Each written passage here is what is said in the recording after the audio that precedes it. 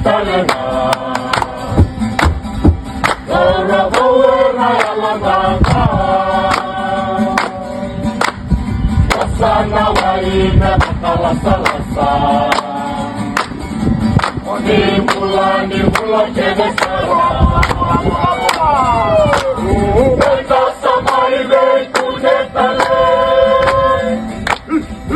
Numbatou na langi-langi.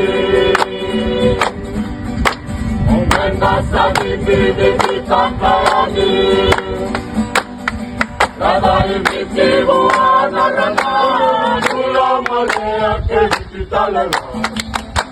Wow! Thank you. What a beautiful song. Thank you. Love you.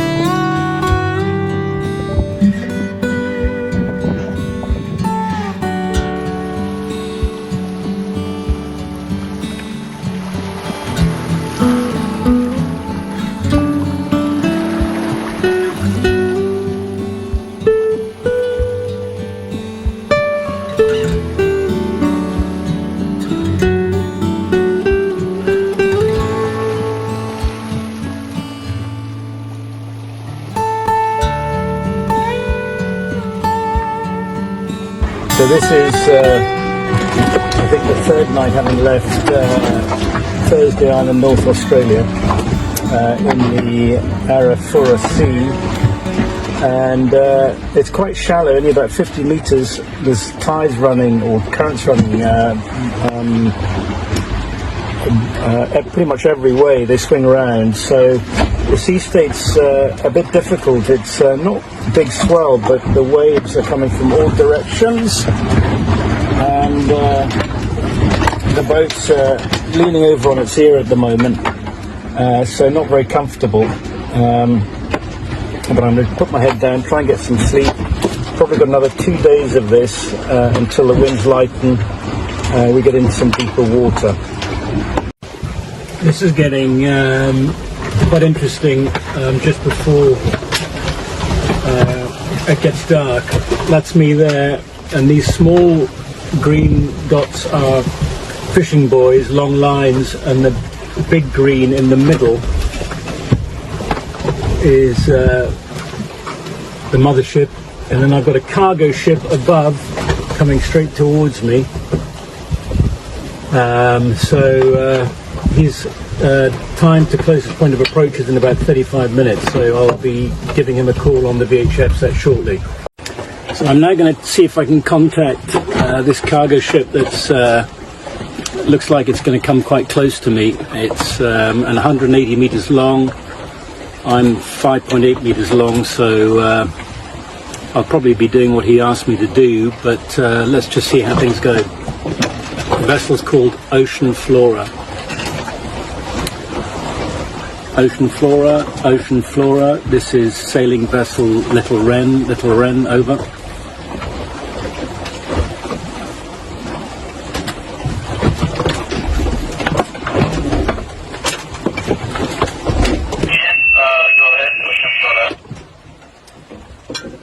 Ocean Flora, this is Little Wren. Good evening, sir.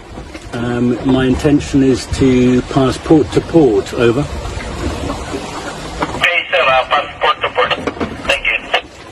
Yeah, roger that, thank you. Little Wren standing by 16. Okay, standing by 16. Okay, so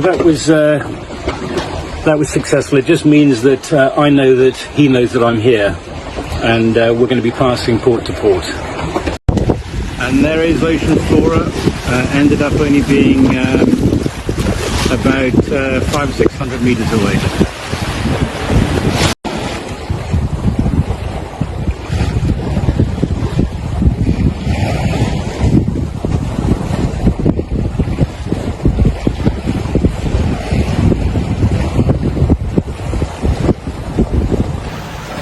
Hi friends, all good on BB.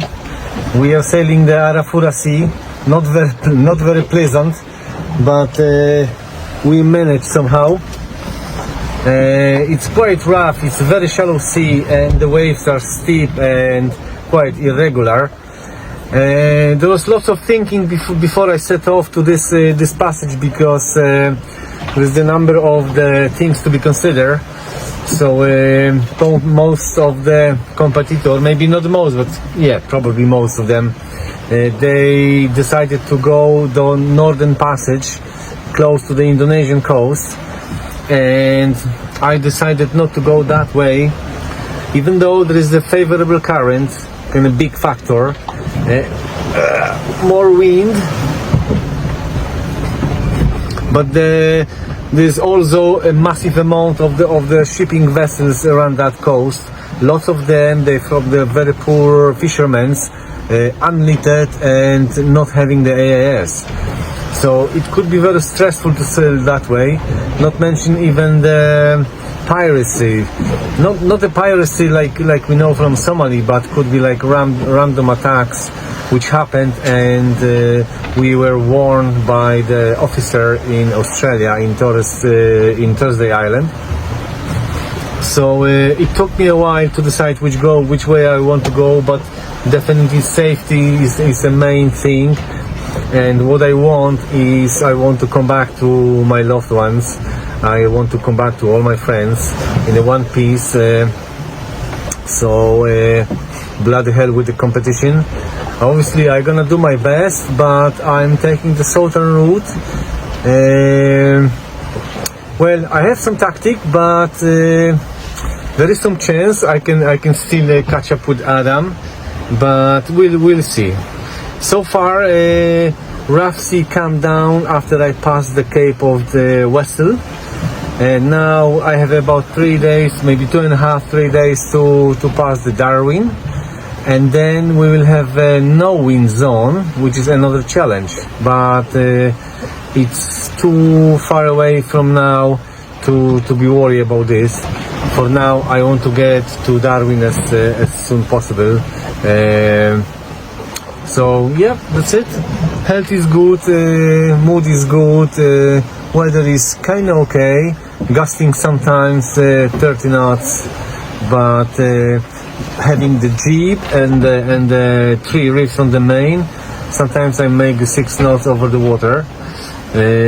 Beating current sometimes, but in the night usually I have a current in my favor, and I'm trying to have some nap in the day to be alive in the night and take as much as I can from the current. I miss you all, I love you all, and see you soon. Hello friends, just a quick update. At the moment I've got a small electrical problem. I can't charge my batteries at the moment. One is down to 40%, one is on 79%. I'm not sure if I will be able to solve that. Somehow they don't charge. I tried to find out what the problem is, and yeah, keep you updated if possible. Fingers crossed. So this is Christian from Argo.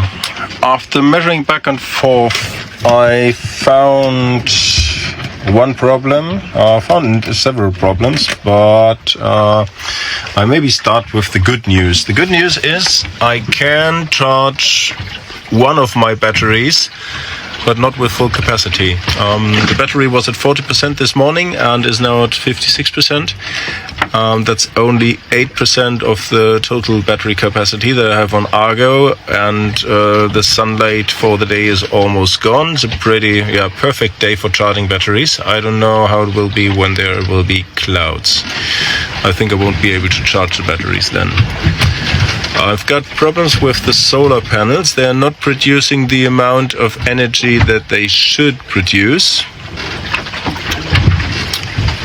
And I've got the problem with the small panels. One is not producing as much as the other, and now my big solar panel is producing not more than one of the small ones. So something's wrong there. And the other problem is apparently that one of my battery protects, that's the small blue boxes here, 65 amp battery protects, is not working anymore, and that's why I can't charge the second circuit, which is the circuit where which operates the tiller pilot. So still figuring out the problem, and hope I can find a solution that I can manage everything here. Bye for now. Hello, this is Christian from Argo with a quick update on my electrics. After a couple of hours of searching, I found a broken fuse and I was able to replace it, and hopefully this will solve one part of the problem. I hope that I can charge my second battery without rewiring it all the time. And yeah, I can check tomorrow when I will have sunlight. The other part of the problem is that my solar panels don't produce enough energy. They should produce more. I don't know why, what the problem is. There's no visible damage from the outside, but they are not producing as much as they did before. Yeah, let's hope for the best. Hey everyone, Dan Turner here on Immortal Game. Week into the trip since leaving Thursday Island bound for Cocos Keeling. Just thought I'd do a quick update of the trip since leaving the island. It's been a pretty rough, messy week. 25 knots most of the time, short choppy seas, and yeah, quite brutal on the boat. I ended up putting the head sail up to give the spinnaker a bit of a break through the area. And also it's quite tiring as well because I've been navigating through a lot of the Indonesian fishing boats. Right now we're close to the Timorese mainland. Or when I say that, we're still about 60 miles to my west over this way. But yeah, right now we're sort of dealing with very light airs, and we've got some really challenging, light, tricky stuff ahead for the next few days until we get around the corner. So caught a tuna yesterday, which was really cool. I've had a really good time the last couple of days, just enjoying the time out here. But yeah, as I said, some tricky stuff ahead. So trick is now to keep the boat moving through this stuff. It's going to get really light tonight, and yeah, really challenging for a couple of days, as I said. So anyway, up for the task. So let's go. Cheers. If you come into the ship with me from here, Are you going to see how everything is tilted by the screw, that there is tilt produced by the sea and the wind? to rest, I climb up here and lay down. It's part of the routine.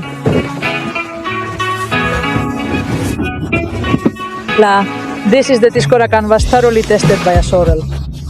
So you can see me more comfortably in the neighborhood. The truth is that it shows. Hey, because I don't fall anymore, but lying here and I'm going downstairs. so it's much more comfortable that way.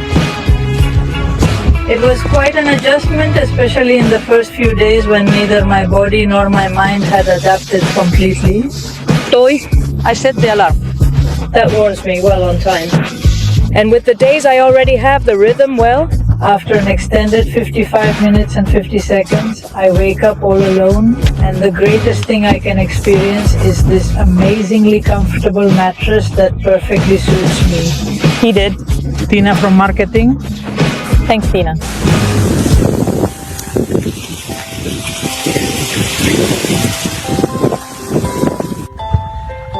I fell asleep last night. When I went to bed for a while, I thought I had set the alarm clock.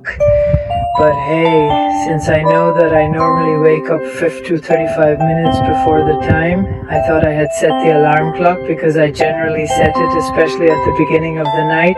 But I haven't fallen asleep. I have fallen asleep 6 hours in a row. Thank goodness there wasn't much wind, and how good that nothing has happened, that everything is fine, and that, well, everything is quite calm. So he had given him so handsome since yesterday that there is very little wind. When I left from Serde Island, from Australia,